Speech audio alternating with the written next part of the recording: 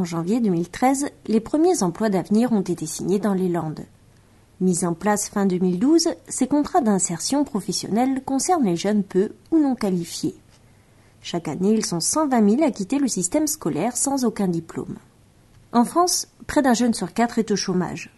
Si la situation est un peu moins catastrophique dans les Landes, avec un taux de chômage avoisinant les 12%, cette catégorie est la plus impactée par la crise. On a enregistré au cours de l'année 2012 environ une baisse de 20% des offres d'emploi en direction des jeunes suivis par la mission locale. Dans le secteur non marchand, je citerai quand même des secteurs où on a un petit peu de la difficulté à attirer des jeunes. C'est par exemple les services à la personne.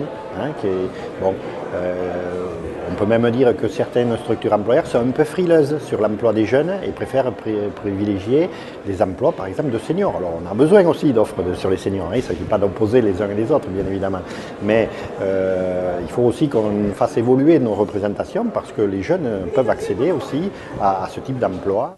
Ce dispositif national vise donc à faciliter l'insertion professionnelle des jeunes de 16 à 25 ans, ou 30 ans pour les personnes en situation de handicap, en leur offrant à la fois une expérience professionnelle et une formation qualifiante.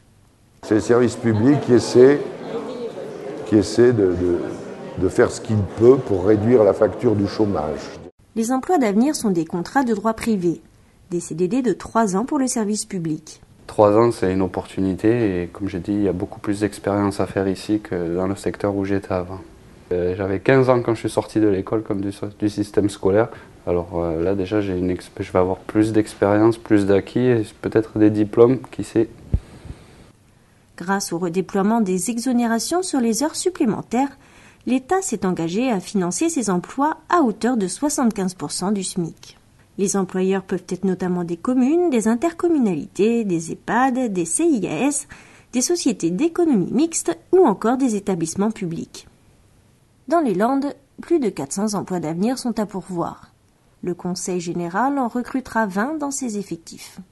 C'est à la fois bénéfique pour le jeune et c'est à la fois bénéfique pour la collectivité. Et bien évidemment, comme nous sommes dans un contexte budgétaire difficile, et notamment une maîtrise des dépenses de gestion de la collectivité, le fait que ce soit des emplois aidés, ça permet donc de recruter ces jeunes sur des emplois, encore une fois, qui ne sont pas des emplois prétextes, qui sont des véritables emplois. Que ce soit pour le jeune, que ce soit pour la collectivité, ou pour les Landaises et les Landais, ce sont véritablement, j'ai envie de dire, des emplois d'utilité publique. Mais ce dispositif est également adapté aux communes, même les plus petites. Il est évident que pour une grande commune, c'est beaucoup plus facile. Une commune qui a un service du personnel, une commune qui a des services étoffés avec plusieurs employés, peut mettre un emploi d'avenir beaucoup plus facilement en place. Mais une petite commune peut aussi le faire. Pourquoi ne pas imaginer, par exemple, que les communes se fédèrent au sein des communautés de communes ? Certaines envisagent déjà de former des jeunes pour succéder, dans quelques années, à des employés communaux qui prendront leur retraite. Pour les aider dans leur démarche, le Centre de gestion de la fonction publique territoriale des Landes a mis en place une cellule d'appui. L'idée, c'est de créer une sorte de boîte à outils et d'aider les collectivités à travers différents supports. Donc on a créé par exemple des modèles de contrat de travail, des modèles de bulletins de salaire, des modèles de délibération. Et on aide les collectivités à concevoir le projet en amont avant d'aller voir les opérateurs officiels. Ce sont souvent des métiers techniques en fait qui sont recherchés. On a beaucoup d'agents polyvalents techniques, donc d'agents d'entretien d'espaces verts, entretien des bâtiments.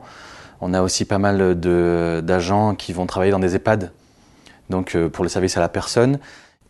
Les fiches de poste sont ensuite communiquées et étudiées par les 3 réseaux que sont le Pôle emploi, Cap emploi pour les jeunes en situation de handicap et la mission locale. Ils centralisent les candidatures et en vérifient la validité en fonction des critères très stricts de ce dispositif. L'employeur procède ensuite aux entretiens d'embauche et choisit seul le candidat qu'il souhaite retenir. On avait reçu une quinzaine de CV de la part de la mission locale. Et dans les entretiens qu'on a eus avec ces jeunes, on a senti effectivement un certain nombre qui étaient plus motivés que d'autres. Certains qui avaient préparé, qui s'étaient documentés, qui avaient regardé un petit peu les différents métiers et qui s'étaient dit, voilà, il y a une opportunité. J'ai pas d'expérience, j'ai pas fait de stage, c'est juste ma motivation. C'est vraiment ce que je voulais faire, je ne m'y attendais pas du tout et je suis vraiment très contente. Oui. L'employeur, qui bénéficie d'aides financières importantes, s'engage à former le jeune tout au long des 3 ans du contrat. Outre le rôle joué par le tuteur dans la transmission des compétences, un plan de formation est élaboré avec l'aide du centre de gestion ou de la mission locale. Dans les emplois d'avenir, dans la loi, il y a des choses qui sont extrêmement cadrées. Le jeune doit avoir un tuteur qui ne soit pas un tuteur bénévole, qui soit un professionnel, et on doit lui proposer une formation. Donc il est de notre ressort d'aider les employeurs potentiels à mettre tout ça en place.